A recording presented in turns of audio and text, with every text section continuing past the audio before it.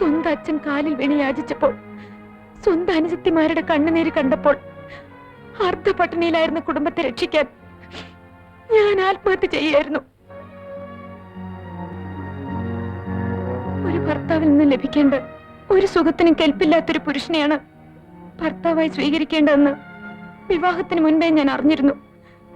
ഒരു കുടുംബത്തിലെ മൂത്ത പെൺകുട്ടിയും ഭർത്താവില്ലാതെ ഗർഭിണിയായി എന്ന അപമാനം വരുത്തിവെച്ച ഞാൻ എന്ത് ചെയ്യണം?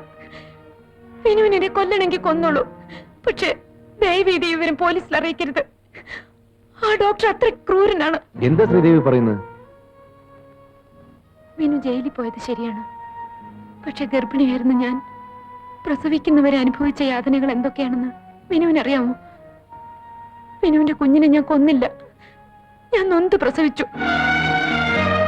കുടുംബത്തിന്റെ മാനം കാക്കാൻ വേണ്ടി രഹസ്യമായി ഹോസ്പിറ്റലിൽ വെച്ച് കണ്ട നേഴ്സ് ലീലാമ്മയുടെ കയ്യിൽ കുഞ്ഞിനെ ഏൽപ്പിച്ചു.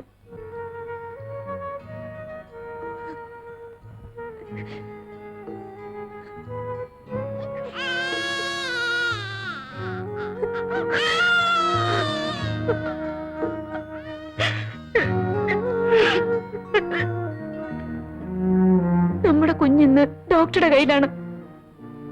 അതെങ്ങനെ സംഭവിച്ചു എന്ന് എനിക്കറിയില്ല. അന്ന് മുതൽ അയാൾ എന്നെ ബ്ലാക്ക്മെയിൽ ചെയ്യാണ്. ഈ സംഭവം പോലീസിൽ അറിയിച്ചാൽ നമ്മുടെ കുഞ്ഞിനെ അയാൾ കൊന്നു കളയും. പ്ലീസ്, എന്റെ മോളെ രക്ഷിക്കൂ.